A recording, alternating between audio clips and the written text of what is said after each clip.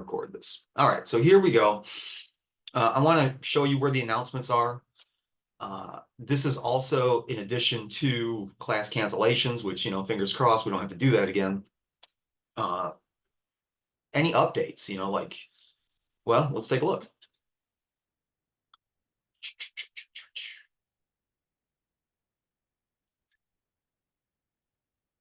Okay. Boom and boom. So we're at the very, very top, folks. Underneath the syllabus is a folder called announcements. And if you drop this down, here's tonight's agenda. So this is what I'd like to cover. It's also in the chat pod. Submission links for projects. I do want to get to this in a second, but yeah, right here, I published this. Will it tell me when it was published? I don't know. Well, it was the day of anyways. Yeah, class was indeed canceled. I didn't cancel it. That was a COD mandate. I honestly, I can't even remember why. I think it was because of the snow. So there it is. That they don't usually do that. I thought for sure it was going to be an on-ground situation. I contacted Gotham, and he confirmed that yeah, online was canceled too. So that's that. And thank you. I got a pretty nice message or email. Can't remember. Someone was actually bummed that class got canceled because they're learning so much about Photoshop. So that was a nice thing to hear.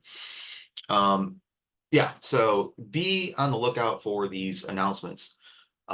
Equally as important is this submission link for projects, folks. This is a link to my Google Drive. Now, everything that you've submitted and a lot of your exercises will be absolutely fine to submit right to Blackboard. But I ran into a problem last Monday, give or take, that I ran out of space on Blackboard. Now, I had been warned that this could happen, and in fact, it did. So I deleted some stuff off that I think was hogging up a lot of room. But the reality is there's just not much room in these Blackboard shells. And IT was nice enough to walk me through trying to get more room for the Ultra class. It's not going to happen. So what needs to happen is for your collage. Now, if you submitted your collage to Blackboard, that's great. What I would like you to do, and when did I say? I said you got until Sunday, which that deadline's already over. By Wednesday, folks, if you haven't used this link, I checked this link. There's about 6 submissions in there. Please, I know it's kind of a burden to have to redo this, but this is what I'm going to grade your projects from. So if you haven't submitted your collage to this link yet, please do so.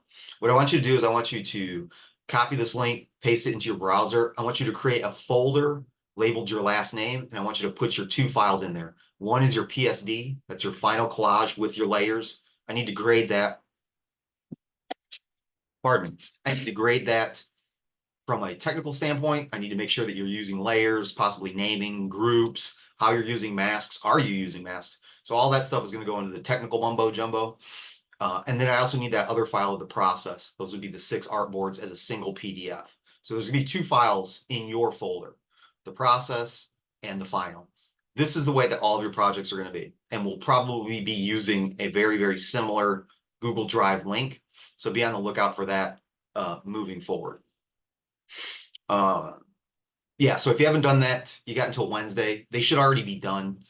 You had a few extra days to touch these things up, and hopefully at some point, maybe even tonight, I don't know, we can kind of go back and take a look at the adjustments that were made and answer any questions, things like that. But I do want to move forward.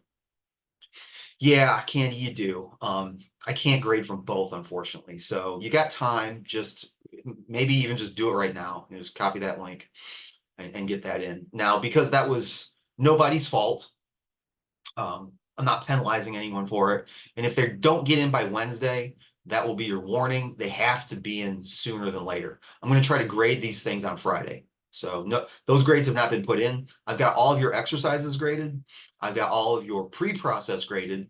I'm just holding off on the collage for this very reason, because I realize it's a little bit confusing and that's nobody's fault. So let's just make sure that we understand the protocol moving forward. So that way, by when we get to project 2, which we're on, it should be pretty streamlined. And if there's any questions, you guys know me by now. I'm not like some ogre. I'm not here to like nickel and dime you, trying to, like I don't know why some teachers, people, I guess, just like are out to fail students. It's just a really weird mentality. Not many, but a couple. I Yeah. do have a question about the link Yeah. because I don't know if we're gonna if you can pin this link to for later or if we're gonna submit every project on different Different folders. folders. Yeah. So there'll be new links because here's what's going to happen after, let's say, Friday, I'm going to delete that folder. And what that's going to do is it's going to help me stay on top of late submissions.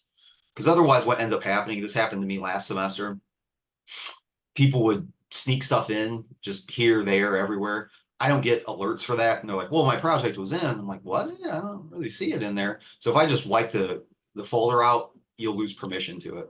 So, and if and when that happens, and it will happen, you'll just have to email me the project. And then that way I know it's late and I'll know how late it is based off of the email submission. So that's how we're going to work it. Remember, there's a 10% penalty per week that a project's not in. So I guess what I'm saying is like the sooner you get it in, the more points it's going to be worth. Yeah, that's fine. I was just asking because I didn't know if we had to save the link for later. Oh no, no. If you've got your work in, you can forget about the link because there'll be a new link. Okay, thank Yeah. you. Yep. Good question. So you don't need to add a folder in that drive. Just create a folder on your desktop, put your files in there, and then upload that folder. Yeah, you probably don't have permission to create folders in that drive. I was thinking about creating folders for everyone, but I'm like, what? Why? Just it'll take you guys 5 seconds to make a folder and dump your two assets in there and then just drag that folder over. So that's how we're going to work final projects. Everything up into the final project, I think we'll be fine to do Blackboard because they'll be small files. Sketches, the mood boards, the previs exercises and stuff like that. So that stuff can go to Blackboard. And if we run out of space, then we'll figure it out as it comes up. But I think dumping this giant folder that I had of mock-ups, which kind of stinks because I do have a lot of mock-ups for you guys. This project in particular, we're going to go through this project. I think this project needs a mock-up. I'll give you one, or you can find one of your own. Which I guess is probably a pretty good segue to talk about project two. Any other questions on any of this stuff? Let's take a look real quick at what I would like to cover tonight, which will be on the announcements. Professor, Yeah. if I already submit in Blackboard, I also need to submit to that link, right? Yes, if you've got it in Blackboard, that's great, awesome, but I need it in this link. I'm going to be grading out of this folder. Okay. Yeah. Thank you. Now, if there's any hiccups along the way, we'll work on it. It's the first project. I'm affording everyone a lot of grace. But by the time we get to project two, we really need to kind of have it all ironed out. So if it's not in there, try to get it in there, really try to get it in there. But if it's in Blackboard, I guess we'll figure out something, but get it in there. Okay, thank you. All right, so on deck tonight is project two, posters. We're going to go through that, make sure everyone understands what that project is. We're going to do a poster lecture. This is, just so you know, all of my lectures are under course presentations, and boom, there it is. So if you want to follow along or study some of these images a bit more, that's where you'll find it.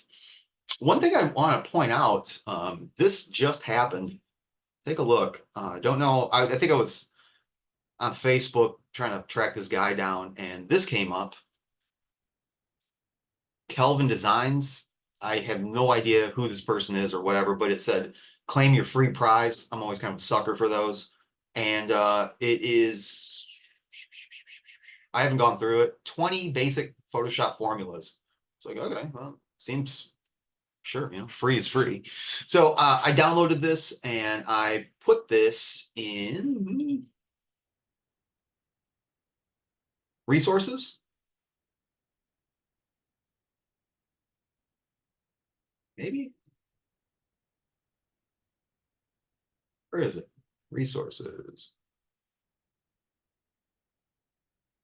text tutorials.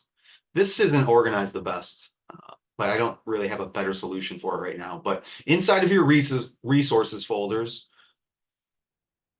and eventually soon to be your mockups folders, I'm going to give you a mockup for this project. But in your resources text tutorials, there is a zip folder called 20 basic Photoshop formulas. Depending on what it looks like after break, if we got some time, we might tool around these and see if any of one of them are useful. I will say in just looking at the downloads, again, if nothing else, it's got some source files that just looking at them, I was like, oh, it might be okay. Source files. So, if you're looking for like some stock imagery, there's a few things in here. And, just kind of looking around at the names, clone stamp, healing brush, vignette, layer mask, model, S-curve, hue saturation. I can probably guess what these demos are going to kind of look like, but, pretty good source files. Let's take a look at the healing brush, see what they might get into here. Maybe like a few blemishes that will be corrected. But I think we can find a better image than this. But, pretty high res. Let's go to image size. It's not giant, but it's, pretty decent resolution. So if you need backup imagery, there's 20 files in there. So you can grab those. Anyways, those are out there for you. Feel free to do whatever you want with them. So that's there. I uploaded some textures.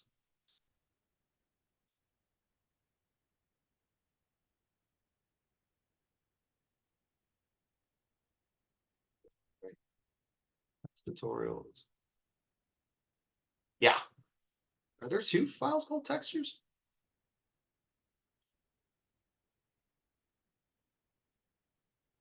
Yeah, that's a bit weird. There is a folder called textures, and it's got 1, 2, 3. It's got 4 textures in there. They're just paper textures, kind of used for distressing. I got them from Von Glitchka, who we're going to talk about momentarily. So, needless to say, kind of check the announcements page, see what new free stuff is enabled. There should be a lot of brushes up there right now, so they're all yours. Grab whatever you want. All right, so that covers that. Let's talk about project 2. See what we're doing and when it's due and all that stuff.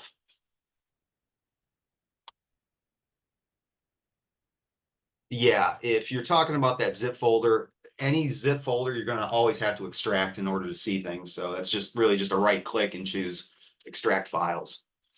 And if you want my personal opinion, and I'm not grading on this because I would have no idea how to do that. But what I would do, and I think what a lot of people do, is create a folder on one of your drives, desktop, H drive, whatever, Google Drive, and label it the name of our class, digital illustration, and just start putting all that stuff in there.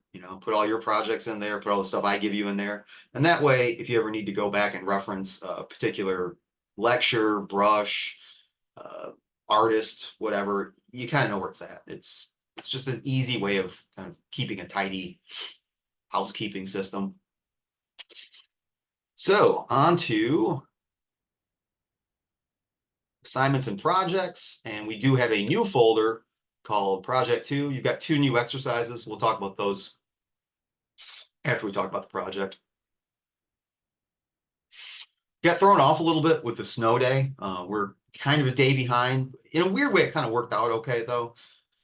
The way that the days were going to break, kind of a lot was due and not that much time. So I guess in a way, I'm kind of happy that it happened. I mean, who doesn't like a day off anyways, right? All right, project 2 poster. Let's take a look right at the project, and then we'll get into some of this stuff right here.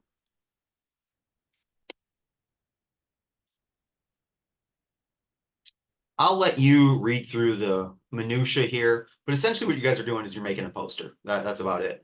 Now, in the past, this was a movie poster. I've kind of opened it up a little bit because I had a girl last year that wanted to do a theater poster, like for a play. I'm fine with that.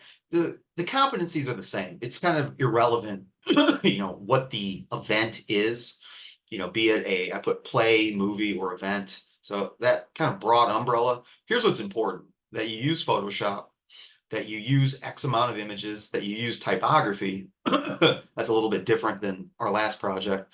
And then, all the other familiar stuff. Are you using layer masks? Are you using layers? How well are you using layers? Are you using groups, smart objects, layer effects, et cetera, et cetera, et cetera.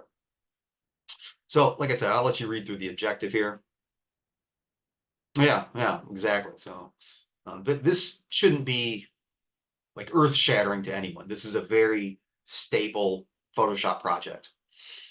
We're going to be using a new previs technique. So we will probably come back to mind maps because in my opinion, they are the most useful. But I do want to switch things up a little bit and kind of introduce you to some other pre-visualization techniques that can be very handy. They can be. They're not always. But we're going to be doing before, during, and after. And we'll talk about that. Concept development. So here's the thing. First things first, you have to pick kind of a genre. Like what are you going to do?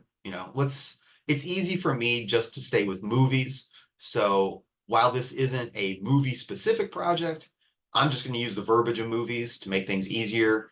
As I say this, don't think like, oh, he really is talking a lot about movies. He wants movies. I don't really care what you do, but I don't want to keep saying theater and event, so I'm just going to keep saying movies. You need to pick a movie, a genre for the movie. Now, one question that always comes up is, can it be a pre-existing movie? And I kind of waffle and I go back and forth every year. Sometimes it's yes, sometimes it's no. I'm going to say yes. And the reason I say that is the last semester that I taught on Ground for COD, a girl did a reimagining of The Creature from the Black Lagoon, and it came out really, really well, like really well, to the point where I don't know if it won something in the port show, but it was definitely in the port show. It might have won something. So she would have been able to do that had she had to create her own, fictitious movie. So yes, you can use pre-existing IP for this project. We are now getting into the element or the realm of royalty free imagery, meaning that the stuff that you use, the assets that you use, either have to be generated yourself, meaning your own camera, or drawn yourself, or it has to be things that come from like an Unsplash or Pexels or Adobe Stock. We can't just be pirating Google any longer. We'll have a very brief lecture, probably in like week 5, maybe a little bit longer than that, maybe week 6, when we talk about copyright, but I don't want to dwell on it. You guys know what you can and can't use by now. I suppose the line's getting a little bit more blurry with AI, and we'll talk about artificial generated imagery in the weeks to come as well. But if you plan on using stock photography, it has to be from royalty-free. Let me start over. If you plan on using imagery that's not your own, it has to come from a royalty-free website like the ones I just mentioned. That's fine. Here's what we're not looking for: low res stuff, copyrighted stuff, or watermark stuff. That stuff is just a no-go. It won't even be graded. So if I see watermarks, guys, gotta go. Unless you're doing it on purpose and making your own, that's a different story. All right, so we kind of talked about the asset collections. You have to have typography. In this, you have to have the name of the event, the movie, and a tagline. Now, if you're not great at copywriting, I'm not. You can always just use the original if there is an original. That's fine to recycle it. Or you can use ChatGPT to, come up with some ideas as well. 11 by 17, 300 DPI. That's not changing. That's just the way that it's going to be. You will also add copy type to the bottom of your poster to make it look like a more authentic presentation. This stuff you can sometimes find online or you can generate yourself. I prefer that you generate yourself. What I'm talking about here is, I don't want to move my camera. I got a movie poster right up here, but it would be stuff like starring, produced by, makeup by, directed by, produce, Technicolor, stuff like that. You know, the stuff at the bottom of a movie poster, it's just words. It's the people that are in it and the people that made it. So you'll need to generate that as well. Make sure that you're using layers, obviously, masks, yeah. We're looking for layer styles now. Now, I don't want you to go berserk with these, but showing me that you know at least what they are and kind of how they're used. These would be things like your drop shadows, outer glows, inner glows, things like that. In fact, our exercise tonight deals specifically with those things. Now, you can put effects on anything, on any layer. I see them most on typography. So. All right, so your final project will be a layered PSD 11 by 17. It's a poster. Great. Your process will be 7 boards long. So you might want to go ahead and create those 7 boards in Photoshop right now. Here's what we're looking for on the boards. Board 1 will have 2 versions of before, during, and after. So what are those? Those are, there's a term, I don't know if my buddy came up with it or not. It's called ideation, and it just means pre-visualization techniques. So a mind map is a version of ideation. BDA, before, during, and after, is what we're going to be using for this project's ideation. So your first board is going to have your ideation work, 2 versions of the before, during, and after. Now, before you think like, wow, that mind map took a little bit of time, and now we got to do 2 of these things. Before, during, and afters are way faster than mind maps. So doing 2 of these, it will not take long at all. Trust me. You're going to have a mood board. It's pretty standard. You're going to have 2 sketches again, pretty standard. We'll have a 50% process. That can just be a flat file, totally fine. You will have a mock-up. This I'll provide for you. It's not out yet. What is a mock-up? I'll show you. Let's see, Photoshop, poster, mock-up. Yep. It would look like this. So what it is a photograph of, in fact, I think this might actually be the one that I give you. I've got this one. So in this case, it looks like it's in a mall. So it'd be a poster or an LED advertising the movie. Now these come in all types of styles. You know, here's another one. And I just look for posters. I guess I'm probably going to stop. Here's another one. So what's happened here is some designer has taken a photograph, they've cut it up in such a way, and they've saved it in such a way that when your design is done, you can insert it as a smart object into these mock-ups. What's really important about these is clients are usually, I don't want to say stupid, that's kind of a mean word to say, but they don't have a very big vision of their campaigns. So if you can show them, let's say that you are doing a poster for the next ET or something, if they can see what it looks like contextually, like on a billboard or in a mall or on a website or on a coffee mug or on a purse or on a hockey helmet, you know, they've got these mock-ups for everything. I mean, everything, vehicle wraps, and the list just goes on and on and on and on. If they can see what their design looks like on the actual thing that it is, it's much more impressive that way. It looks very professional as a way to present your ideas. Like, hey, instead of here's this floating thing that I made in Illustrator, no. What if I showed you what your Illustrator design looked like on a box of Kleenex or a thermos or a kid's diaper or whatever it is? So using mock-ups are something that you're going to become very, very familiar with in all of your classes. You can, yeah, if you want to find your own mock-ups, knock yourself out. There's tons of sites out there. Some are a little scammy, so be careful. Don't, I mean, unless you really want. Occasionally, students will buy a mock-up because they absolutely need blank. Like we do, one of our projects is we brand hot sauce. And a kid really, really wanted a container for the hot sauce. I think it was like a gasoline can, you know, like, and it makes sense. It's like, oh yeah, that's a great vessel for the hot sauce. That makes a lot of sense. But there was nothing free like that. So he ended up paying $5 or something for a mock-up. If If you think you absolutely need that one and want to pay for it, I'm not going to stop you, but I'd like you guys to get by as cheap in this class as possible. So I will provide you one. You can use that one. If you want to find your own, great. But do keep this in mind. This is a poster. So this mock-up does not belong on a record album.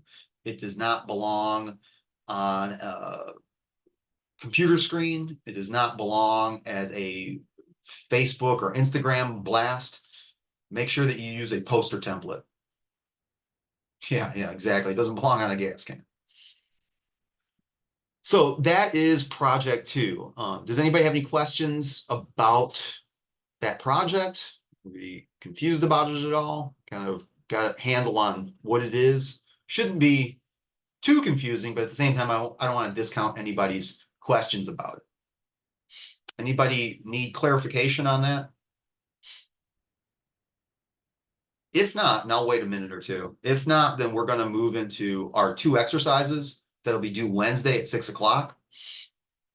They're very, very simple, but it will give us a little bit of wiggle room to talk about, because we haven't used typography in Photoshop yet. We haven't used the type tool. So we're going to kind of go through all of the nooks and crannies of that. And last week we did a gradient map, and it sounded like people liked that quite a bit. I looked at your projects, came up with some crazy colors. That was great.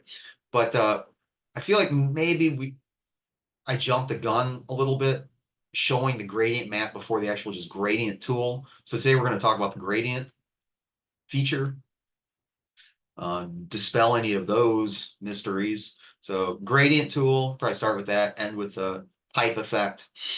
And some of you will want to use like pretty weird type for this poster. I don't blame you. You know, think about all the posters you've seen. I mean, just the list goes on and on and on. Like, well, what makes a good poster versus what makes a bad poster? You know, is it the color? Is it the layout? Is it the choice of imagery? Sometimes it's the no, you're not, right? No, I made that mistake last semester where it ended up taking up too much time, and all the advice, all the critique that we had for the project, with the exception of one student, nobody made any of the adjustments. So I don't want to say it's a waste of time, because it's valuable in some respects, but I think that our time can be better served doing other things. And also, like, and I'm not crapping on the last class. They were absolutely fine, but they were not great at critiquing. It was very, lots of crickets chirping. So I'm not going to do that. By the time we get to project 6, yeah, you will be presenting those. But for this first project and probably this project, I don't think so. Now we will probably, yeah, exactly. I got some advice from Gotham, and I appreciate this. It makes sense to me. The 50% critique is our critique. Like, that's when we sit as a class and discuss what could be done differently, what's working well. Because at that point, when it's not completely finalized, you're more apt to make those adjustments. So yeah, our 50% critiques will kind of be our critiques. But we will probably have time between now and the critique of this project, so like 3 weeks, to, after our breaks, when people kind of file out, if you want, say, hey, could you take a look at it? We'll probably have time for that. So if you feel like you would like more attention on a project, or whatever, just can you take a look at it? How can I make it better? We should have plenty of time to do those things, but we don't have a specified regimen to say, okay, well, this is the final critique, and we're not going to do that. The rubric will be your critique. As far as, so the dates, if there are even dates, I don't think I even put them on here anymore. They're too hard to update. The dates, your before, during, and after, and your mood board are due Wednesday. So you can go ahead and get started on those as soon as we talk about before, during, and after, that is. Your sketches will be due a week from today. 2 weeks from today is your 50% critique. And then, just like last project, the Wednesday, 2 weeks from 2 days, will be the final critique. So that's that. All right. I'll let you guys pick. What do you guys want to do first? Do we want to do a poster lecture? It's about 20, 25 slides, just of examples of posters that I thought were kind of cool. Or do you want to start with the before, during, and after technique? What do you guys want to do? Before, during, and after. You want to see what that's about? Okay, well, the early bird gets the worm, so that's what we'll do. Okay, so let me close this out. I posted this in two places. I've got it under Project 2 before, during, and after worksheet. It's right here, and it's also under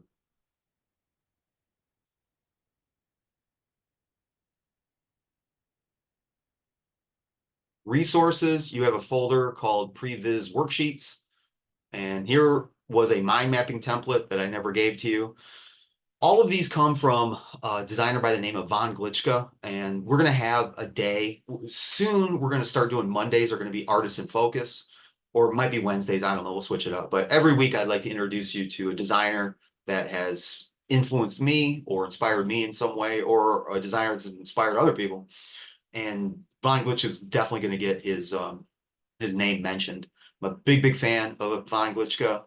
You can Google him and his company studio.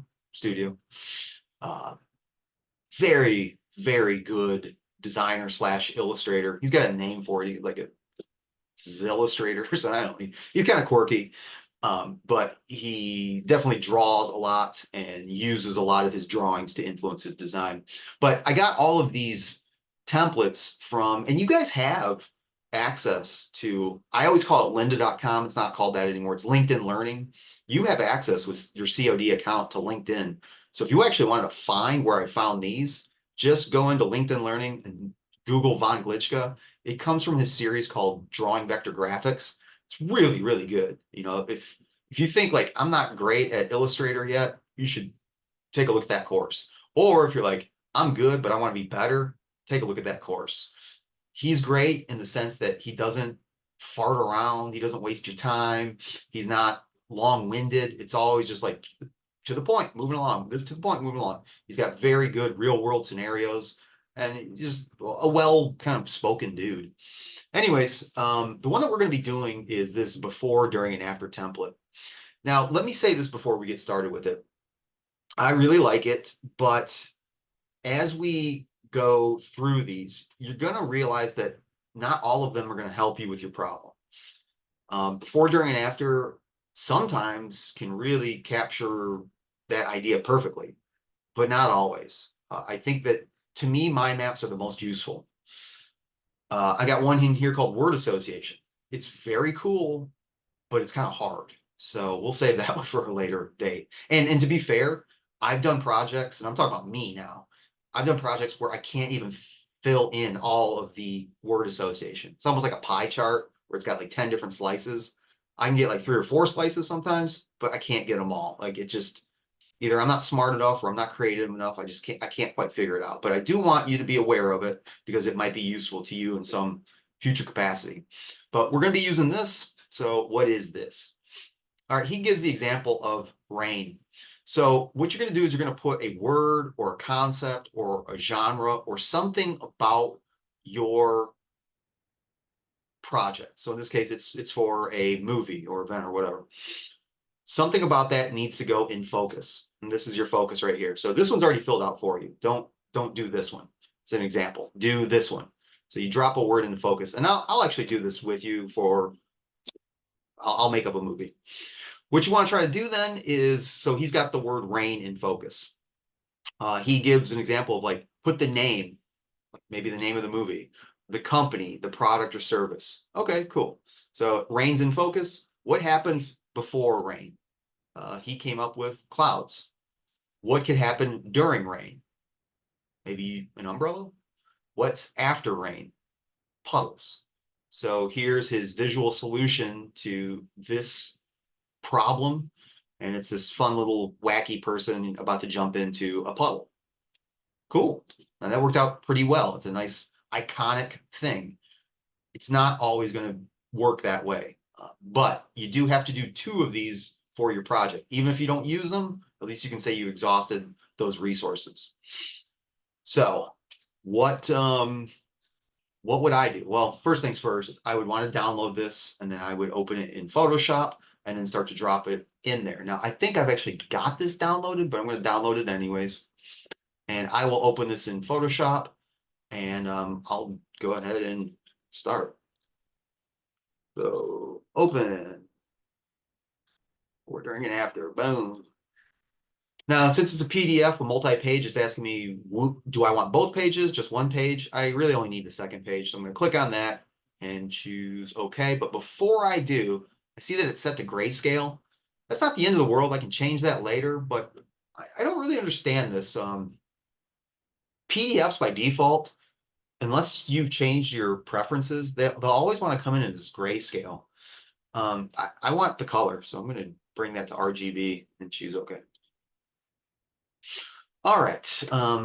Again, because it's a PDF, it's got a transparent background, which isn't the end of the world, but kind of hard for me to see. So I'm going to make a new solid color adjustment layer. White's a bit blinding, but soft gray, and then I'll just move this underneath. Okay. Now, I realize with a lot of projects, some people already kind of have an idea in mind, and that's great. On that front, does anybody have an idea of like what movie or thing that they might do? I'm not going to hold you to it. I'm just looking for an example so we can throw something in focus here.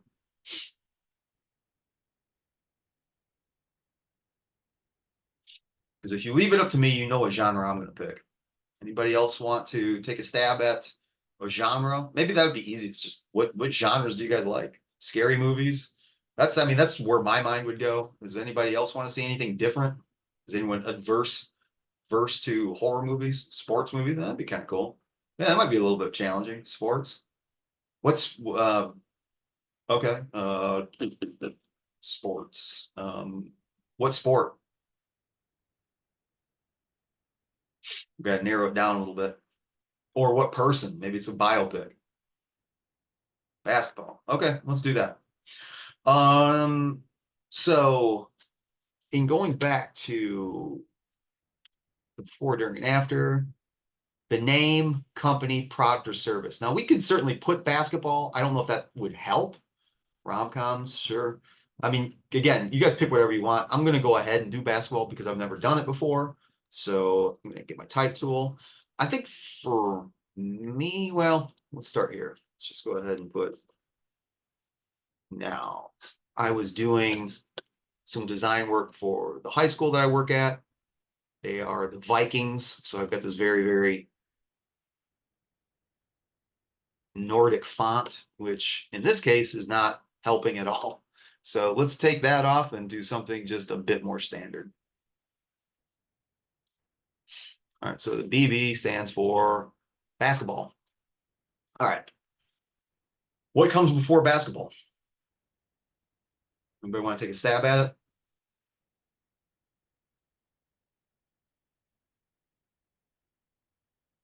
What would you do before basketball?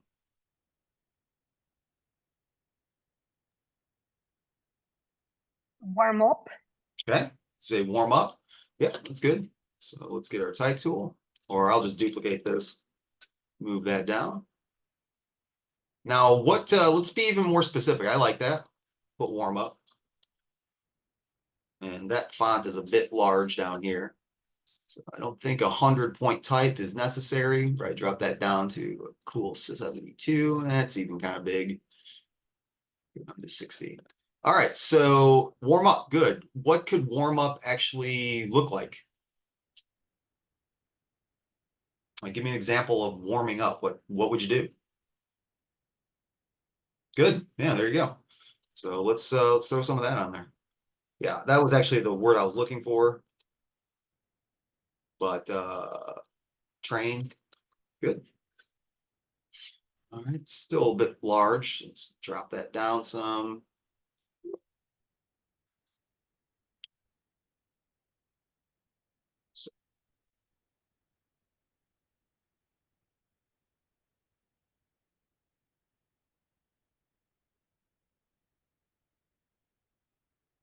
Great.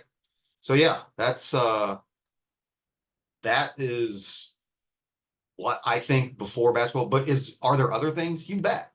Yeah, so if you were holding on to some, don't, you know, shout them out. All right, during basketball, what could that look like? What happens during basketball? Duplicate that. Anybody want to take a guess? You can unmute, you can type it in the chat. During basketball, what are some words or some things that would occur during basketball? Or some imagery, maybe? Scoring, good. Good. Injuries, yep. Nerves. Anything else?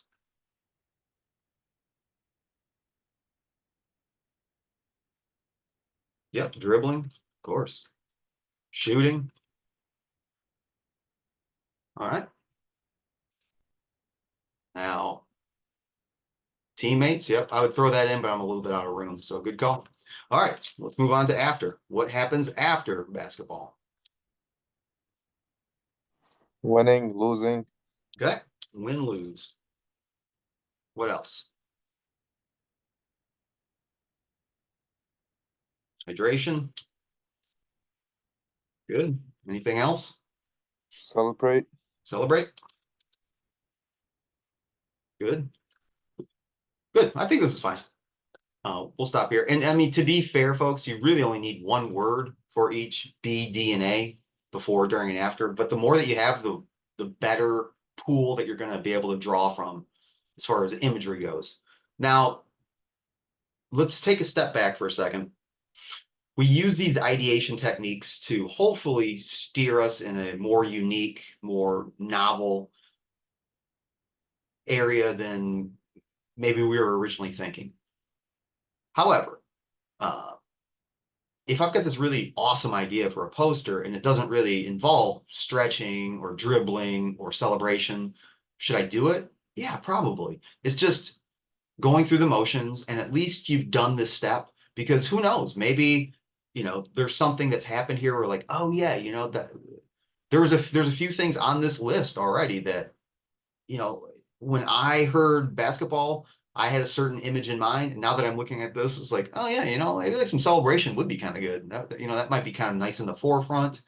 Or yeah, you know, like what if I did show an athlete stretching, you know, because invariably like most posters would be like a dunk or someone like sinking a shot or something like that. Like that's pretty obvious. But what if it was just like this somber kind of like moment, like calm before the storm, where you just have like someone stretching or warming up? Don't see that too often, and that could tell a very different story, and maybe that's the story I want to tell. So already this has helped me somewhat, and hopefully it helps you. Now, again, I'm not going to be going, did Sandra actually show dribbling and did Carmen show injuries? No, no, no, no. I'm just, these are for you. Hopefully they help. You're not, you know, married to these things. All right. You do need two of them though. So while basketball was great for putting it in focus, my next one, still about basketball, maybe I put something else in focus. You know, maybe it's I don't know,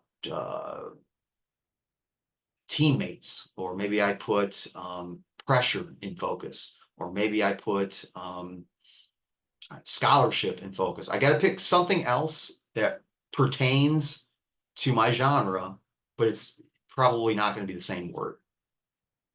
So you need two before, during, and afters. But I think you just found out how fast these things can occur. And again, I'll say this for the last time. Hopefully these help. Hopefully they give you some new ideas, a new route to go, but possibly not. Is everyone clear on the before, during, and after?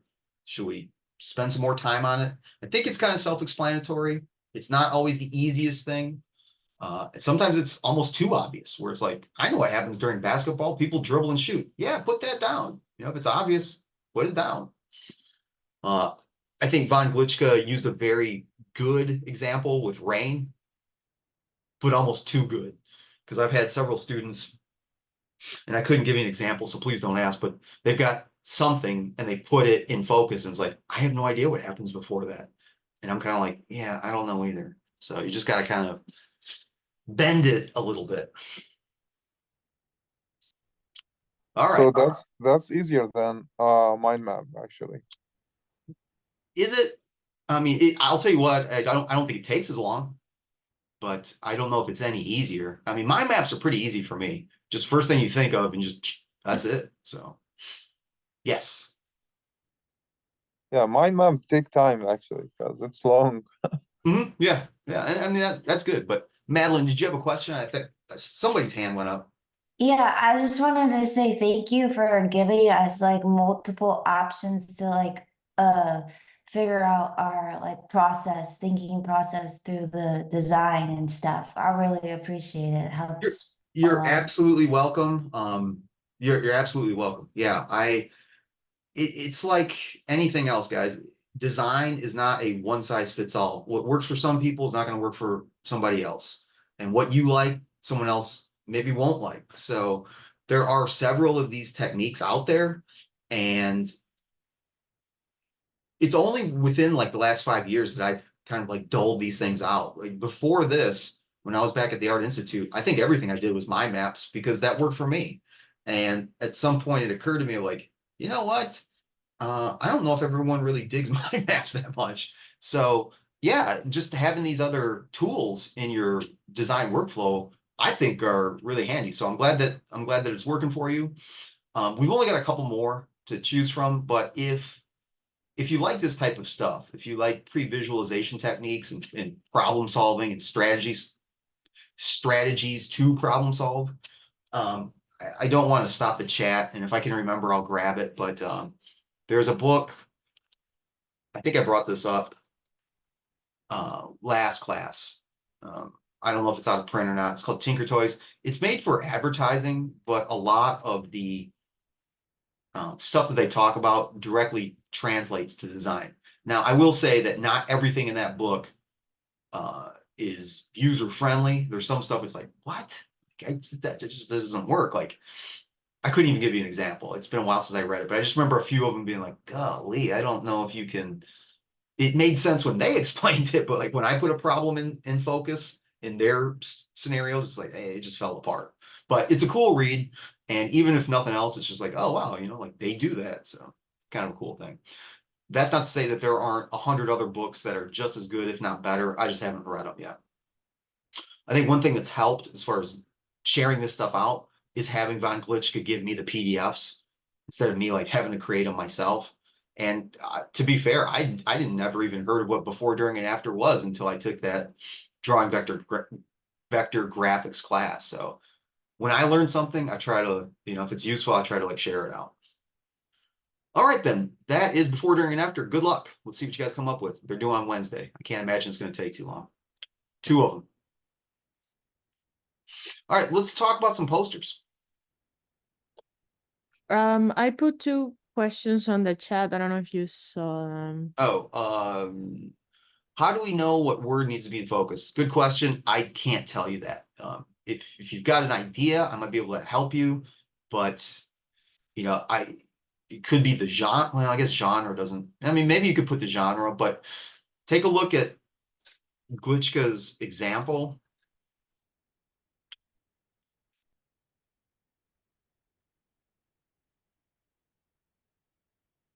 He used the name, so like maybe the name of the movie, or company. I guess company doesn't really, or I mean, I guess if you're doing an event, like what company's putting it on, the product, what's the movie about could kind of go in focus, or service. That's a bit wishy-washy. So possibly the name of the title of whatever, or a part of the title of whatever it is could go in there.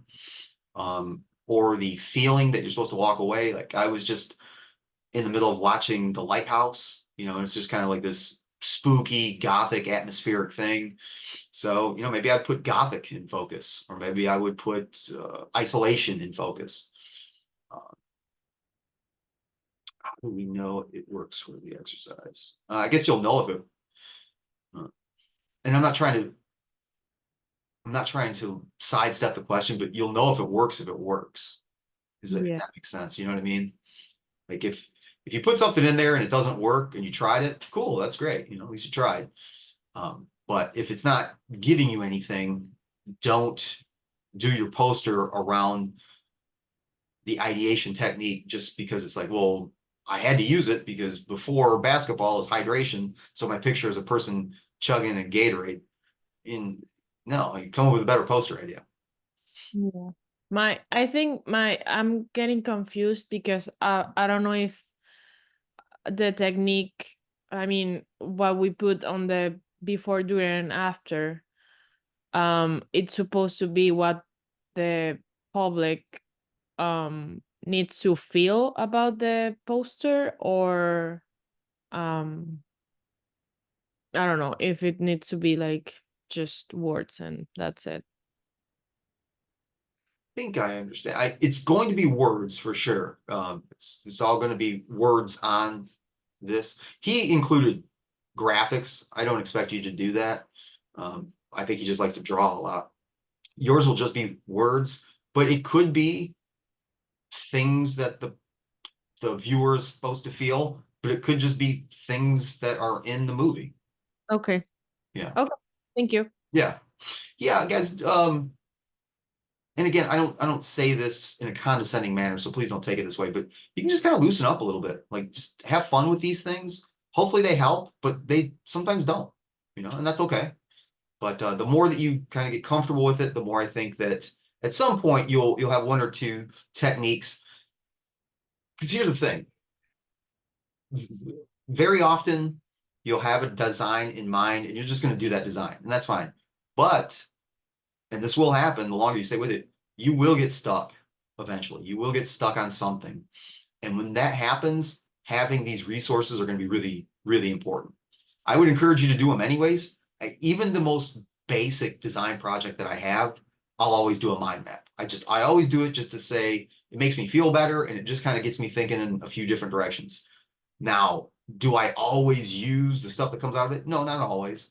But like, very often there will be like a thing here or a thing there in that third tier where it's like, oh yeah, that is kind of a interesting idea. And maybe I don't even use it on that campaign, but I stow it away for a later date. Like, you know what?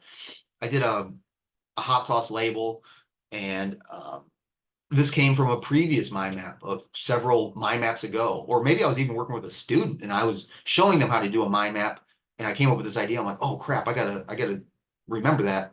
That's what I did. I just made a note of it, and it's like a little angler fish, but instead of the light, the little light that attracts other fish, because those lights kind of have like a little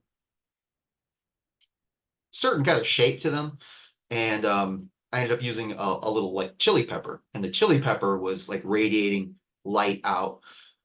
Is that the best design? I don't know, maybe, but I liked it, and I thought it was a different angle because my God, if you look at hot sauces, all of them have peppers on it or fire or some combination thereof. You know what I mean? Like I don't need to see any more nuclear symbols on hot sauce. I get it. It's hot. Give me something different, anything different. I don't care what it is, like just put a Pegasus or something. At least like that will stand out as being different. Okay, well, let's close this up and let's take a look at some posters. And then we'll get into our exercises and we'll take a break. Now this should be downloaded.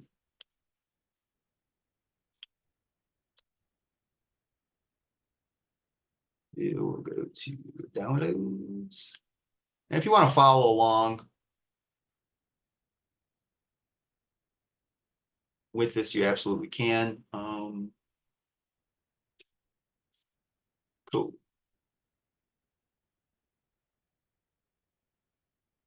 So examples, explanations, and tips for effective poster design.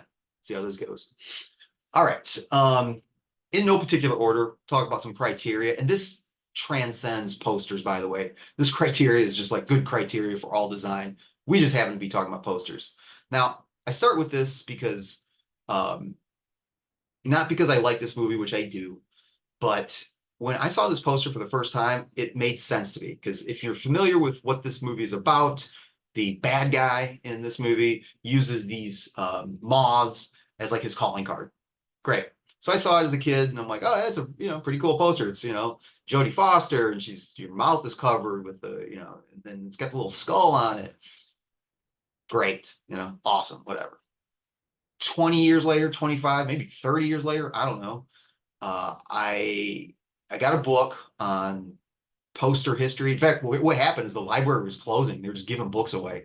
So I took all of the art books I could. I took all of they had these poster series. I got like these horror poster books, exploitation, sci-fi, stuff from the 70s, 80s, 90s.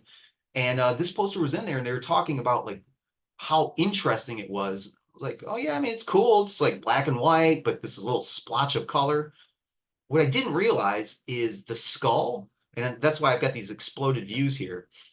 The skull is made up of women, of like naked women. Now it's not lurid, you won't be able to see like any nudity, but you probably can pick out like this is the backs of two girls and they're holding arms to this girl here, and there's legs that are kind of positioned. The teeth are the feet of the girls kind of like kneeling down. And if you know anything about the movie, it's like, oh my God, like what a weird little hidden Easter egg that has been hiding in plain sight for decades now. Like if I was a poster designer, I would be shouting with a megaphone, be like, look at the skull, look at the skull. Because like that's the raddest part ever. But I mean, I guess it's even radder that they didn't say it. It's just like you figure it out. So when I heard that, I'm like, wow, a poster just went from good to great, like that. So fluctuating images, hidden images, always a cool thing. Anytime that you can get like repeat customers that go back to it for whatever reason, maybe it'd be like a puzzle that they got to kind of figure out, or it looks different from a different angle, whatever. Retention is the name of the game. You know, if you get someone standing in front of your poster that much longer than the next poster, you've won. All right, I'm going to breeze through these bullet points here. Now, Chip Kidd is another designer that we're going to talk about at length when we talk about our book covers.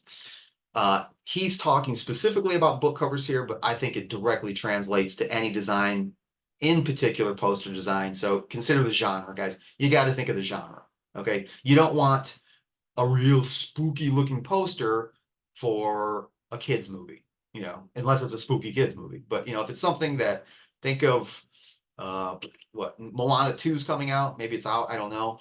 But if that looks like the Silence of the Lambs poster, you're really missing your mark. You know, that is not your intended genre. This poster, without, you know, if I was to cover up the name and just say, oh, what do you think it's about? Most people would say like thriller, horror, detective, and you would all be right. I don't think anybody looks at this and like, oh, it's a rom-com. You know, if so, I don't know what kind of rom-coms you're watching, but yeah, this is on brand is what we call. So make sure that it's genre specific. It's on brand. All right. Make it conceptual. Use conceptual problem solving to create design that starts with the book's text, poster's text. That's our ideation stuff. That's your mind maps, your before, during, and after. Make it interesting. Consider the audience, which I think feeds right back into the genre. Make it unexpected. That's cool, you know. Here's what I don't want to see. And unfortunately, we're finally kind of moving out of this era, but it's still out there. Still out there.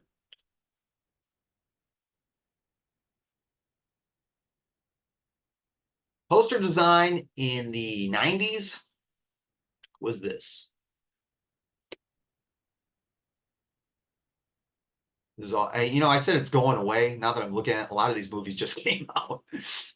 But this is what's called the floating heads. Floating heads,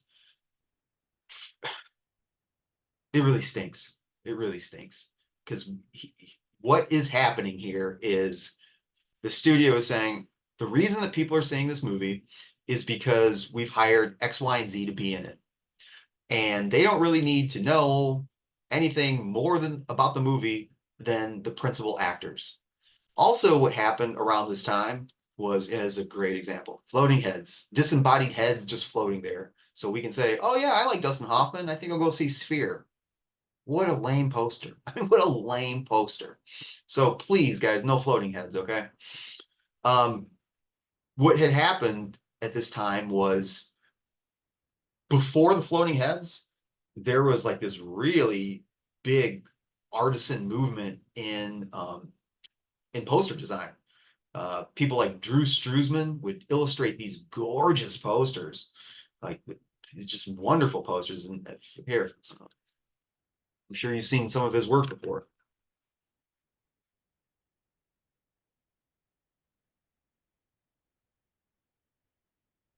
Love me some Indiana. Oh, Blade Runner. Here we go. Yeah, also kind of floating heads no doubt, but got that hand done quality to it. So here's his image for the Goonies. When Photoshop kind of became a thing, the studios realized it was a lot cheaper to hire some junior designer, just throw a mask on a head, pop it on there, put a drop shadow, and it put people like, I always say Struzman. Is it Struzen? It put people like Struzen not completely out of business, but there wasn't a lot of room left for them. So you started to see a migration from the painterly images to just the photography stuff.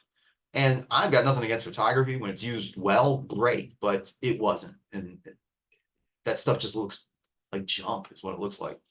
So no floating heads. Don't expect the cover to sell the book. True, but that is the first thing that people see. So I would take a little bit of issue with that. In fact, I think that some people go see movies simply based off of the poster. Now we do live in the era of the internet, so a quick Googling can tell us, oh, what's the Rotten Tomatoes score? Or what's this thing really about? But prior to that, a lot of people would just go to see movies based off the poster. That's a rad poster. I'm going to see that movie. Start with thumbnails. You're going to start with sketches and love it. Well, do you love this project? Hopefully you like it. I don't know, love's a bit strong word. But I think what Kid is saying is if you get into the design game, you better really like what you do.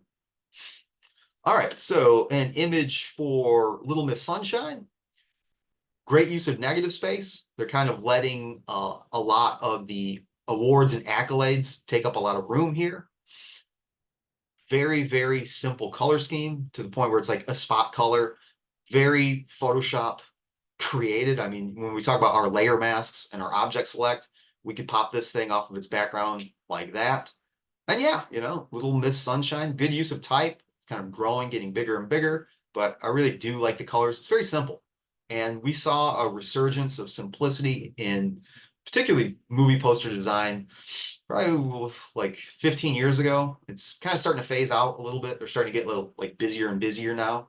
But this was definitely a look for a while. Again, guys, these are in no particular order. I just grabbed, there might be a link on here. There may not be.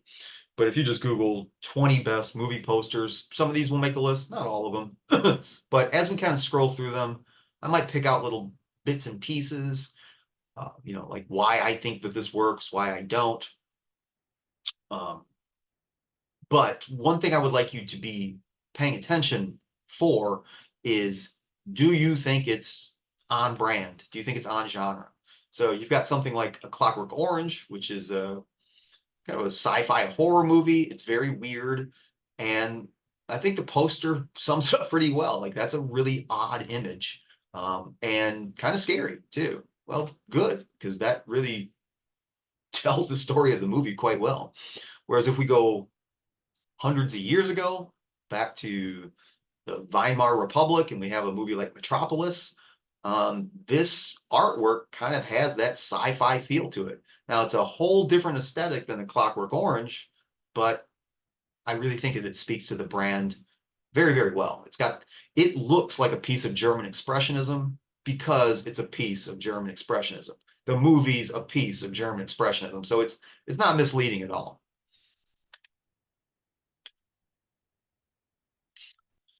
I don't know. For a while I wanted to talk about Saul Bass, and it would be great to have him get his own artist in focus. We've still got some weeks ahead of us, but it does get busier. If we can get 20 to 30 minutes to talk about this designer, I would love to. Saul Bass is like one of my favorite designers, and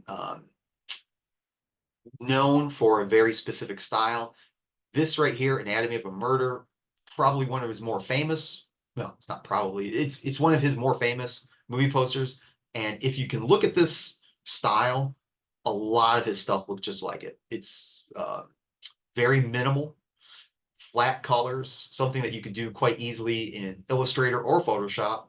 And anatomy always kind of looks a little bit clunky on purpose. But really good designer and a good motion designer. A lot of people say that he's the godfather of motion graphics. So like title sequences for movies, he's on that list. Here's Blade Runner. We just talked about Drew Struzan. Really gorgeous image. I mean, again, it kind of encapsulates the movie quite well. So if Anatomy of a Murder isn't Saul Bass's most famous piece, this one probably is. And again, take a look at the similarities. Very similar color palette. Take a look at the typography. This is what we call Saul Bass typography. He did all of his own typography. If you've seen the title sequence to Monsters, Inc., here's what happens with design, if you haven't figured this out yet. There'll be a designer. Saul Bass worked in the 50s, 60s, 70s, and 80s. And when he's hot, you get a bunch of young designers that are kind of like just clones of Saul Bass. Well, then those people end up doing their own thing or sometimes become teachers. And then they teach students. So like, this is the guy that I really looked up to. This is like, I love Saul Bass, Saul Bass, Saul Bass. So then like the junior designers start to learn that stuff via osmosis. And when they go out to design, they have like these vestiges of their instructor's favorite designers or the old timers' favorite designers or their art director's favorite designers. So you'll see these resurgence like every 15, 20 years pop up.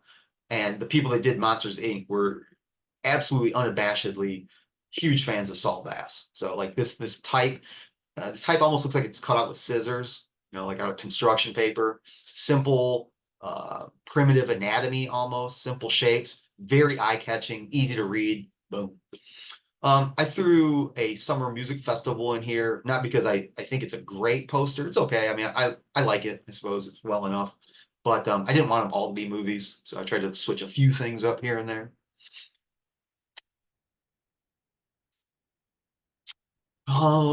What to say? Good, bad. I mean, I do like the color palette on the Proud Mary. This would be a great example of what a gradient map could do. I like the patina on the brown. I really like the typography. I'm a big fan of swash embellishment when it serves a purpose. Like you wouldn't want to see this typeface at 10-point type. You just wouldn't be able to read it. But for this particular image, I think it works quite well. Madame Butterfly, a classic Photoshop rendition. It's got all the adjustment layers here with solid colors set to a blend mode. It's got the photography, clean type. I really like the use of the grid system. I think it works out pretty well. A couple more plays. I'm sure you guys have seen these images before.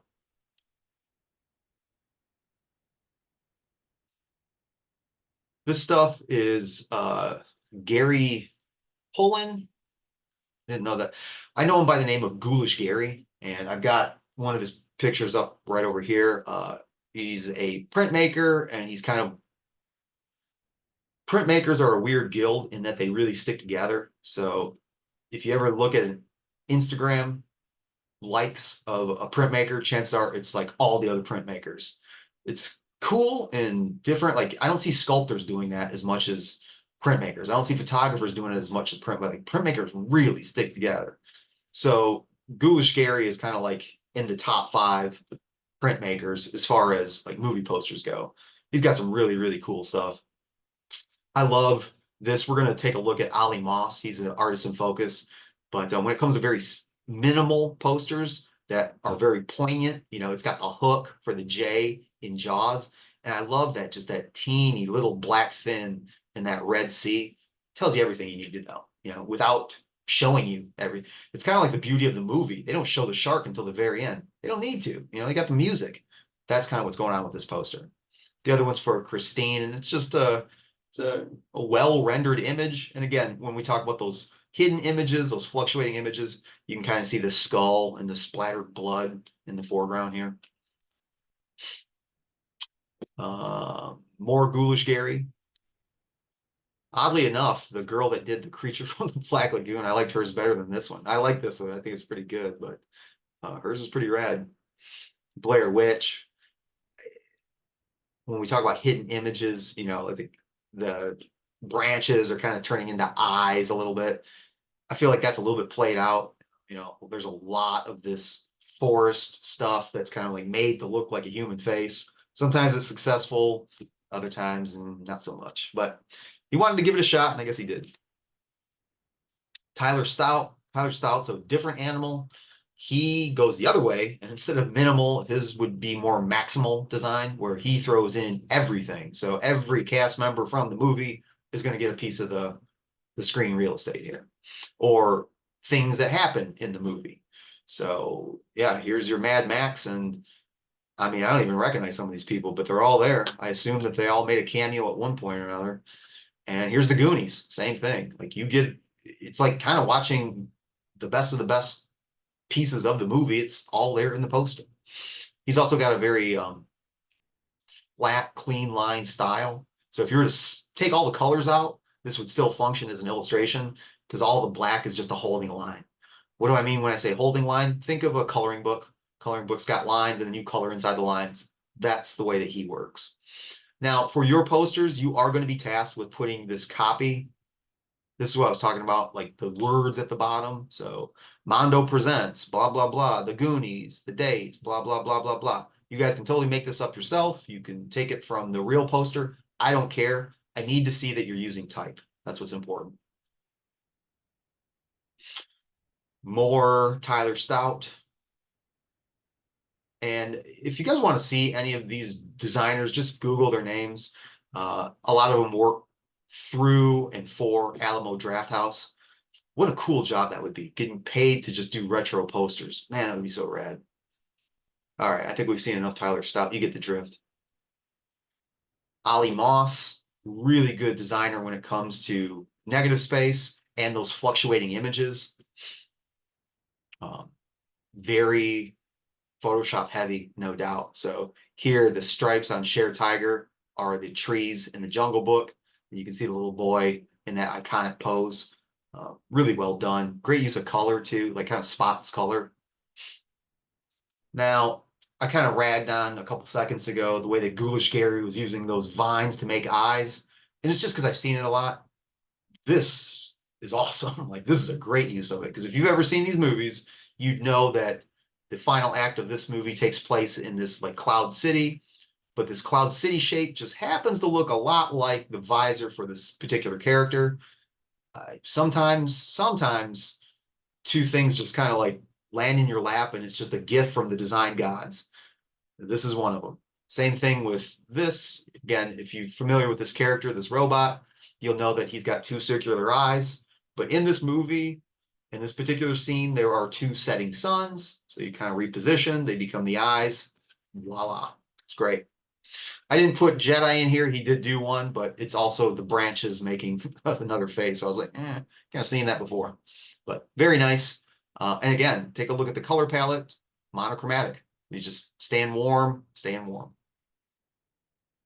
Here are those hidden images where the shadows and the steps become the iconic, victory dance that Rocky does, or the negative space in the gun becomes the profile of the man wielding the gun. It's very smart design. Now, do you have to think through something like this? You bet. This isn't something that just, boom, that's going to come to me.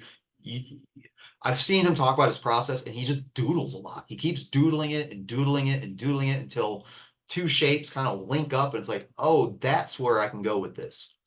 And if you want to take a look at Ollie Moss, he's got lots and lots of these designs, not just movie posters, but just kind of fun little goofy things. Not a bad poster. I like it because it almost reads as a warning label. Like you'd picture this in the lower right-hand side of, only by, take twice a day, once in the morning, once at night. Like it's got like a prescription label to it, or something you'd see on the back of like cigarettes or something. It looks very clinical. And if you know anything about the movie, it deals with drug abuse. It feels like it kind of fits. We'll come back to this image maybe on Wednesday, but maybe next Monday. We're going to use this for a masking demo, but I think most of you could probably guess how this was made. So we've got an image of someone hugging somebody else, but the person that person is hugging is gone. How did that happen? They masked it. Simple as that. Now, anybody want to take a stab? Let's just pretend for a second, because when we do our demo, there will be a person being hugged. How do you get that person out? Anybody have a guess?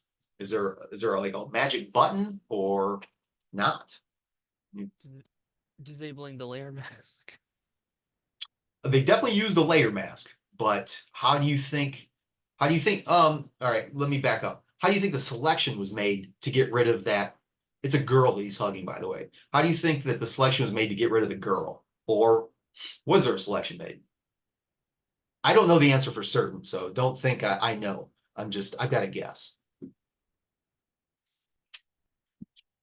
Object? Could be. Thing about the object is if it's two people, I don't know how it would separate one from the other. Unless they had her dressed in head to toe in like one of those green bodysuits. You know, if she was completely chroma keyed out, like wearing a blue Teletubby suit, yeah, maybe object select would work, but I doubt it. If I guess it's like a woman because you can see the hair, his oh no, mustache. it is a woman for sure. Yeah, so maybe he just subject and he just do it. I'm gonna guess that this was just done with a brush. I think they just zoomed in there and then brushed everything out. Because unless she was chroma keyed in such a way that she was selectable, and she could have been. I mean, they probably had the idea that this would be the poster, so that's not hard to do. But you know, just the clarity around the fingers, and I can see some strands of hair. I'm guessing this was probably just they popped the mask on and just went at it the old-fashioned way, just brushed it all out. And that's what we're going to do too. And that's the end of the lecture. So some food for thought. All right, let's talk about our two exercises.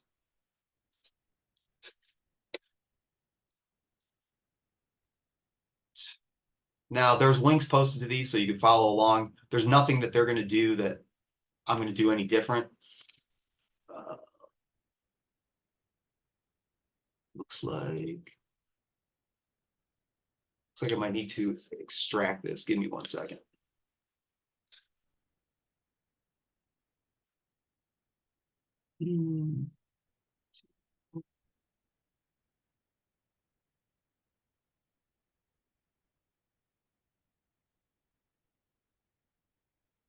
Okay, we're going to use this file to add a little bit of color into, and we're going to be using a gradient to do that.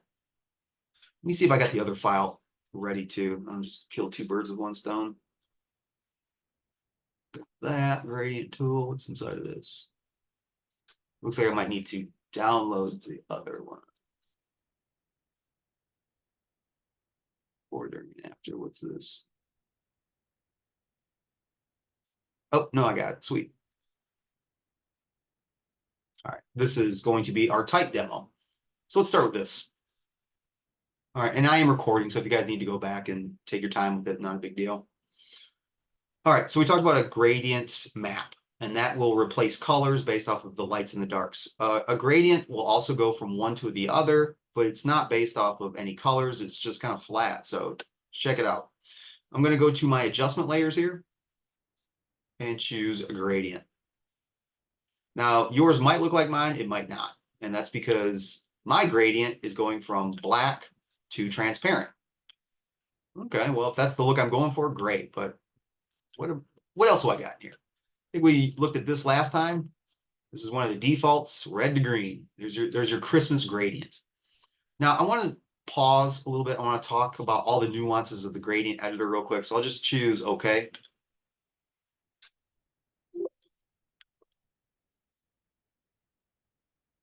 You've got a few different types of gradients here.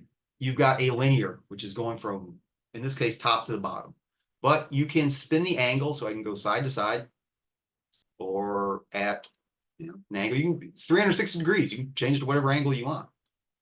You can reverse it. So instead of green to red, now it's red to green. Don't worry too much about dithering. It's like noise. More often than not, you don't want this. You can choose to align with layer, or you can click, hold, and drag, and you can move it around. You can reset the alignment, fine. Here's what's probably the most interesting though, is the style. So you've got linear, it's going, here, we'll go top to bottom.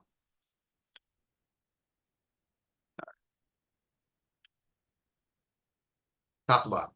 So that's linear. Radial will do a circle out. So it's kind of like radiating from the center out. You've got angle, reflected, and diamond. Now, I've used gradients a lot over the years. I will say that the two that you see the absolute most will be linear and radial. That's not to say that there's an instance where diamond's going to be useful. There could be, but I just don't see them that often. In fact, angle, the only time I've ever seen this used was in a tutorial where someone was trying to make typography look like molting metal. Outside of that, I've never seen this. So, and don't think that as a challenge, like, oh, I'm going to use it in something. If there's a reason, great. If not, don't use it. All right, I'm going to stay with linear for right now. The other thing would be the scale. So how big or how small is it? So at 1%, it's just basically two colors, two solid colors. There's a little bit of blurring in there, but not much. The bigger this gets, the more kind of in-between color there is. So that is the gradient fill dialog box. Now let's go to the editor. So I'm going to click on the gradient slider here. So this is where I can pick all my different presets or make it myself. So instead of this light blue gray, I'm going to double click the slider puck. Say I want dark blue. Great. And instead of magenta, I'll double click and I'll choose yellow. All right. And somewhere in the middle, I want orange. So I'm just going to move my cursor right underneath the color ramp, click once, double click, and choose orange. Orange. You can move these pucks around, so where they're placed. You can change the opacity of any one of these. So the top pucks here are the opacity. So I could turn this all the way to the right down to nothing. And I can start to see through it again. You can add pucks to the top just like you did to the bottom. Say, all right, well, right here, I want 100% opacity. And over here, I want 0% opacity. And I have something like that.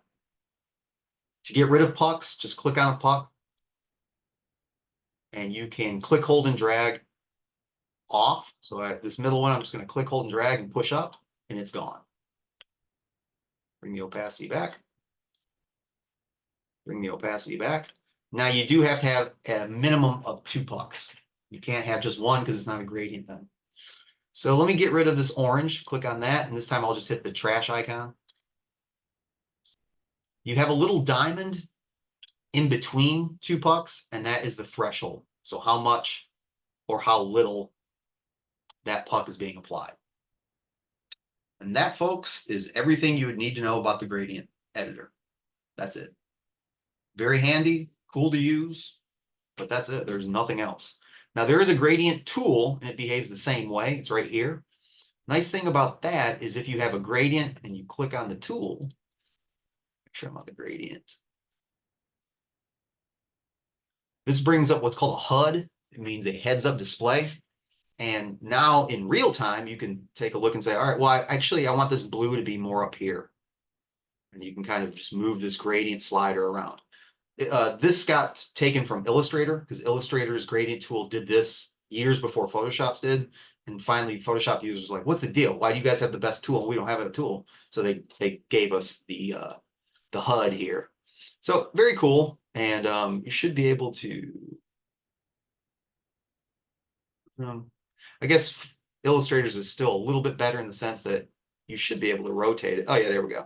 So I can rotate it or just click, hold, and drag and pull it whatever direction I want. And then I could say, well, you know what? I don't really like that blue. Here's the color puck. Just double click, change it to red. Guys, that is the gradient feature. Now, back to her. What we're going to do is we are going to apply a gradient to her dress and really just her dress. Now there's lots of selection tools that can get us here. In this particular case, they use the wand tool, and the wand tool should work. So if you come here and just select, you'll see that we do end up getting her dress, but we also get a little bit of her face. So I'm going to hit Control or Command D to deselect. The reason that that happened, the reason that I got her face and her dress is because continuous was not selected. I do want continuous selected because I don't want the gradient on her face. So I'm going to hit Control or Command D as in Delta. I'm going to click the little box that says continuous here. I'm going to set the tolerance back to the default, which is 32. Now you don't have to do any of that stuff, but this is how the default tool comes out of the box. And now if I click, I got a much better selection. It's just her torso.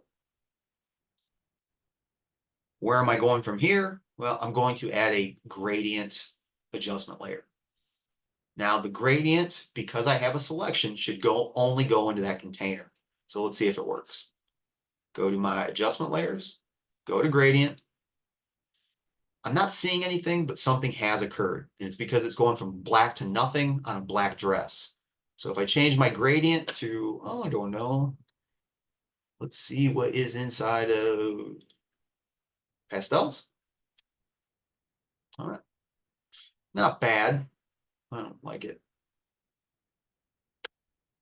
Do some purples. Better. Choose okay. Okay.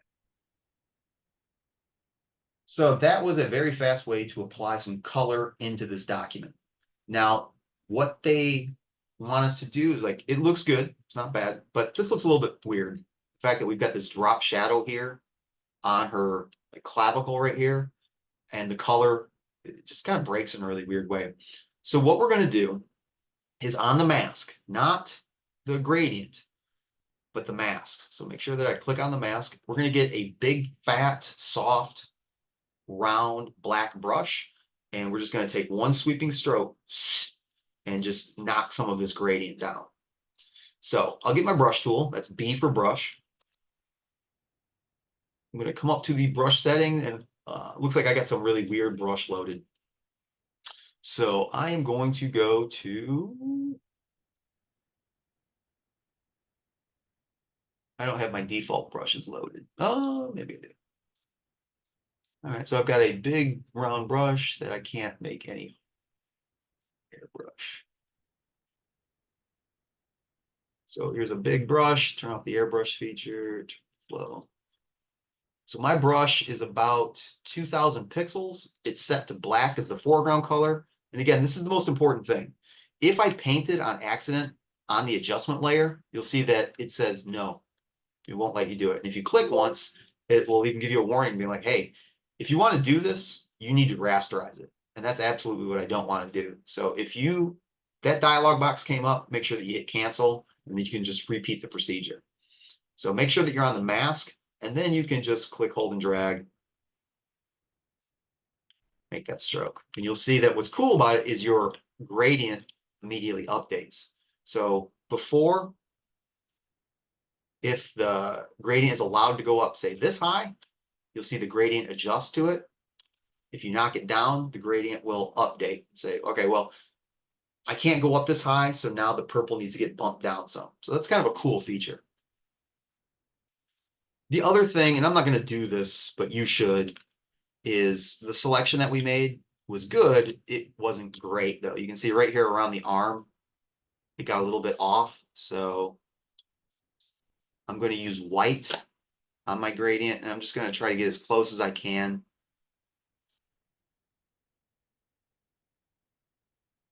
Smooth that out just a little bit. Don't break your eyes trying to do this. Just clean it up a little bit so it doesn't look so bad. The only reason I bring it up is because it's in the demo. If you did it, or if you didn't do it, are you going to lose points? No, you really won't. But for your projects, it's something that you should always be kind of looking at. So that's an example of haloing around a mask. It's a bad halo, so I want to take care of it. In fact, at this percentage, at 12%, I can really see it. and it is kind of bothering me. So clean that arm up.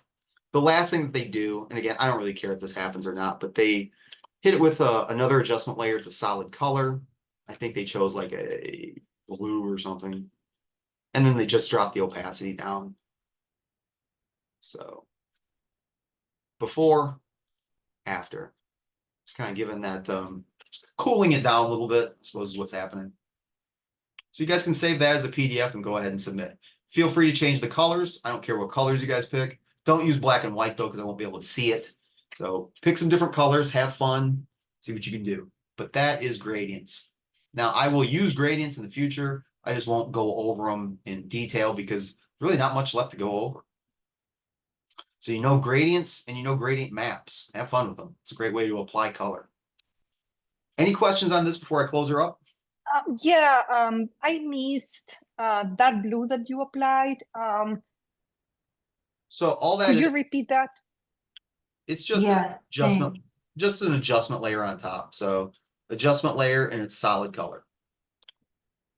So you can pick whatever color you want. I think the demo chose a blue. And it's on top of everything. And then I just took the opacity down to like 15. And it's just sitting on top. Oh, okay. Thank you. Anybody else have questions on that? Does the gradient make sense? All right, the next one's going to take a little bit longer, but it's not hard. We're going to apply some typography. And I don't care what you guys write. I don't care what font you use. I'm going to try to stay as close to the demo as possible. What is important is that we convert it to a smart, I wouldn't even know if you did it as a smart object. But let me show you what this is. So close this out. All right. So we wanted to kind of like jazz this image up a little bit. Your type tool, and this is, we'll probably go for about 10 minutes and then we'll take our break. Here's your type tool, folks. I'm sure that's not blowing anyone's mind. You do have a few different kinds of type. You've got a horizontal, you've got a vertical. So if you want to go off baseline, you can do it this way. You've got a vertical type mask tool and a horizontal type mask tool. We may or may not talk about these in a future lecture. I'm sure you guys can figure out what vertical type does. I'm not going to demo it. Here's your horizontal type. This works two ways, kind of like Illustrator. You can click once and type. So I'll call this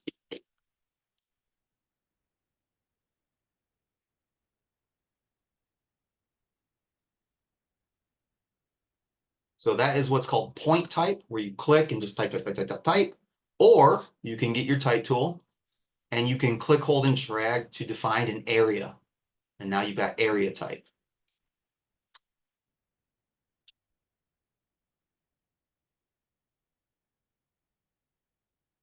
One is not better than the other. You just have to understand that if you're doing chunks of type, you need to use the area type. If you're just doing like a headline or a name, you can use the point type. So just be aware that those two things do exist. For those of you that haven't figured out that when you click the type tool, it will auto-populate with a piece of lorem ipsum. That's just dummy type. Why do they even have that? Because it gives you a sense for what color it is, the font that you're using, size, the leading, et cetera, et cetera. What are those things? Well, when you've got type selected, right here under properties, it should update to your character and paragraph palette. Now, if you've learned this in Illustrator or InDesign, get ready to hit the snooze button because this is going to be a repeat. But I do want to go through these. This is the font. So let's choose something that I know has a fairly big family like Arial. Now, Arial is the character of the font.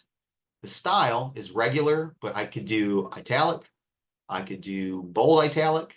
I could do black and so forth.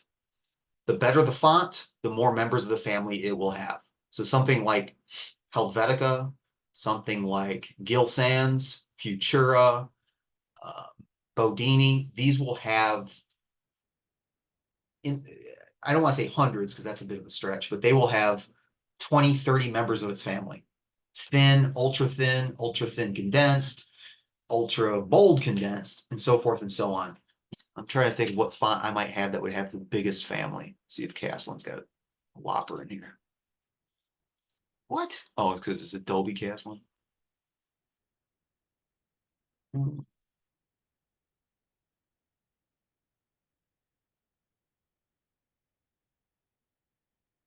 So my Bodini has poster compressed, bold condensed, book italic, Roman italic, so forth and so on. So I got a lot of members of the family with Bodini, which is great. You will find fonts like on DeFont. I'm a big fan of this stupid font. I use it a lot. So here's my Danzig font, and Danzig doesn't even have uppercase characters. It's just got glyphs. Not only does it not have an uppercase, it's got no members to its family. So that's all you get. So kind of hokey, what we call novelty fonts or headline fonts, display fonts, things that are like very attention grabbing, but not used like in very many variations. We'll just have that one member. And sometimes they don't even have like uppercase or lowercase. So be on the lookout for stuff like that. All right, I'm going to choose a thicker font because I'm going to bend it around a bit. And I think I'm going to go ahead and drop this down too. All right, so that was character, members of the character. This is the size of the font. Looks like someone typed in the chat bot. Oh, yeah, no, guys, I don't care what font you use. That's totally irrelevant. Use whatever you want. Size of the font is right here. So if I want it to be a bit bigger, I can go up to 150, boom. Leading, this is the space between lines. It's not called leading, it's called leading. Set solid is saying you set it at whatever size the font is. So if it's at 150 and I put the leading at 150, that type is set solid. The smaller this number, I can get these two pieces of type on top of one another, which I don't want. So go ahead and increase that. This is your kerning, space between two letters. And this is your tracking, space between all characters. I'm going to stop here. There are more options in the little kebab here where you've got vertical skew, horizontal skew, baseline shift, and the color of the font. I'm going to leave that for your typography class because I don't want to be stepping on anyone else's toes. But if you got questions about that, you can let me know. All right, let's kind of bend this thing around a little bit. First thing we're going to do is we're going to make it into a smart object. Now we've got plenty of demos coming up on what smart objects are. But for right now, all you need to know is by right-clicking on this piece of type, I'll right-click and I can choose Convert to Smart Object, which I'll do. All right, visually, one thing has happened. I don't see the editable type any longer. It looks like kind of more of a pixel-based layer. I've got this weird little icon in the lower right. Let's see if I can make these any bigger. No, I guess not. I got this little icon in the lower right. That's your smart object. So why is this important? Like, why are we taking this step? You wouldn't have to necessarily, but if you wanted to edit the type, let's say that the client liked it and they're like, oh yeah, it looks pretty cool, but you made a spelling error, or it's not big bad music, it's big bad music daddy. You got to add that on, or you want a different font or something. If I just rasterize the type, I wouldn't be able to do that. But by making it a smart object, it's still editable if I go into the smart objects contents, which I don't need to do right now. The other reason that I had to do it is because I'm going to apply some effects to this. I can't do those effects if it is a piece of typography. So we're going to do some analog effects, like some motion blurs. That really needs to be a smart object for this. All right, so first things first, we are going to warp this thing. So with the layer selected, we are going to go to Edit, and we talked about warping last week. And that's under Transform, and we're going to do a warp. Now, I'll let you guys have some fun. You don't have to make yours look just like mine, but if you want to follow along, I think the demo called for a, we're going to do an arc, but we're going to change the bend to a negative. So I'm going like negative 60, so minus 60. Oops.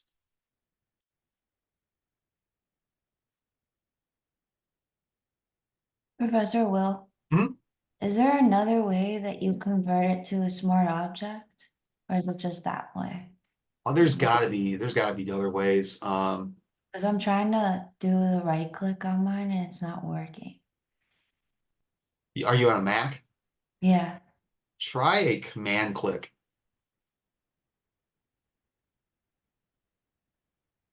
Do you see something like this? No. Okay. Man, click.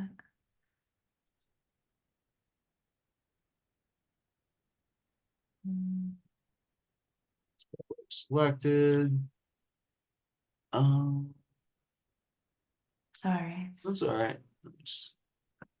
New layer. Oh, there. So do this. With the layer selected, just hit the little sandwich icon in the layers and choose convert to smart object. Ah, thank you. Yep. All right, so this thing is warped. Now it's kind of like doing this to kind of follow the spirally look here. The next thing that they do is they transform it again. And this time they use perspective, which we actually used last class. And you're going to use again when you do another piece of type that's on a road, kind of look like it's going back in road. You'll see what that looks like next week or on Wednesday. So we'll go to edit, transform, and we're going to do perspective. And we're going to skew this kind of out like this. Now in the demo, I wasn't too happy with the fact that they made the type like illegible. Like they skewed it so much and stretched it that it just deformed and kind of warped itself. If you want to do that, you can, but usually type is meant to be read. So keep it legible. All right, this looks pretty good. I think we can live with this. So it's edit, transform, perspective.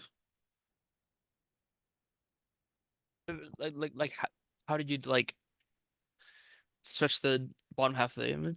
Yep. Or how'd you do that? Because So it's selected. You go to edit, transform, perspective. yeah, I'm on that, but like And then I just grabbed the bottom corners and just stretched it out. oh, I was holding control or something and then Yeah, don't hold any buttons. Those will do other things. yeah, my bad. It's all right. Once you're done, once you're happy with it, you're either going to want to hit enter or escape. I like the way it looks, so I'll hit enter to apply it. And now I've got this kind of stretched out piece of type. We're going to do two more things. We're going to hit with some layer styles, and then we are going to duplicate it, and we're going to blur it. So let's start with the layer styles. If you want to, Candy, you can hang on to it, and then after we meet from the break, you can show your screen. Here's your layer styles, folks. We talked about these a little bit. It's the little effects right here, effect. So you can click on this, or you could just literally double click on the layer. Don't double click on the name, because then it'll ask you to rename it. And if you double click in the thumbnail, it will, in this case, open up the smart object, which you don't want, so just close that out. But if you double click off to the right, kind of in the negative space, it'll bring this widget up. And this is the one that you're looking for. Now, what they apply is a color overlay, I think an inner glow and an outer glow or something like that. Just have fun with it. I don't care if yours looks like mine or if it looks just like the demo. I just want you to be aware that these things are here and you do have to use layer effects in this project. Whether it be on the type, I don't know. But let's do a color overlay. So in my case, it turned to like a light yellow. So I don't like that. So I'm going to click on the word color overlay, double click, and I'm going to choose a bright, kind of like a yellow orange. So that definitely stands out. Now I know what some of you are thinking. You could have just changed the color of the type. You're right, I could have, but you can do it here too. I guess the benefit of this is you could drop the opacity down if you wanted to. So kind of a little bit, whatever. But I'm gonna leave it to 100. I'm going to turn on a outer glow right here. So check that. Click on the outer glow. And again, even in the demo, they tell you play around with colors. You pick whatever color you want. I'm going to change the mode to normal. Pull up the opacity.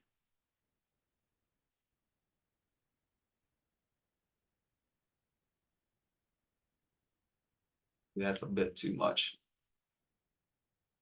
Something like that. I think it looks okay. I don't like the white now. Maybe sample that yellow. That looks a little bit better. So that's all under outer glow. And again, instead of, don't ask me like, what's your value for opacity? What's your value for noise? Guys, just experiment, have fun. You pick. So that's the outer glow, and then I will put in inner glow. And this I will set to the center. White. And the idea is I'm trying to make it look a little like neon, I guess, somewhat. White. Okay. And what do I got to do here? Opacity down a little bit. There we go.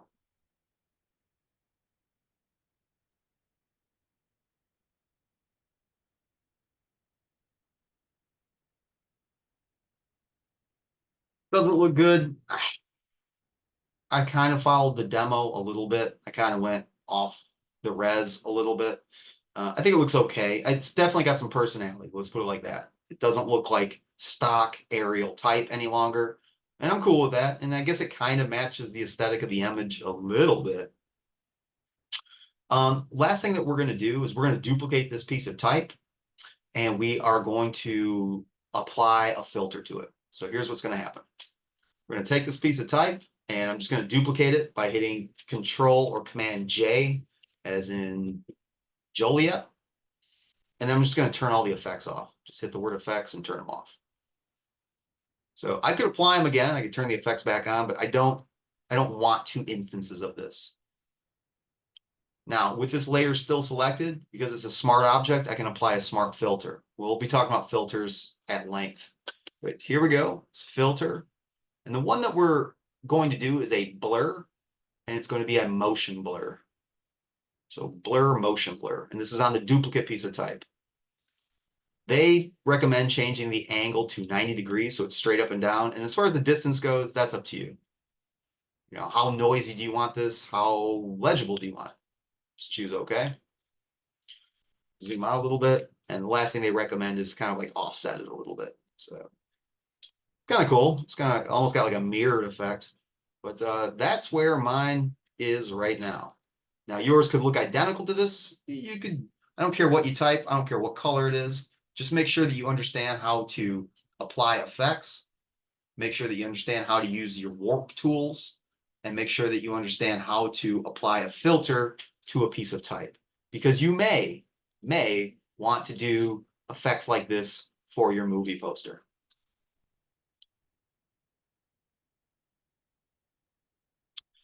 It's 8:20, folks. I got to take a break. I forgot to bring a water down, so I absolutely got to get something to drink, and I want to stop recording. So let's take a break. 8:25, 8:26, we'll meet back in here. I'll answer any questions you got. So meet you back here in a second. Let's make sure that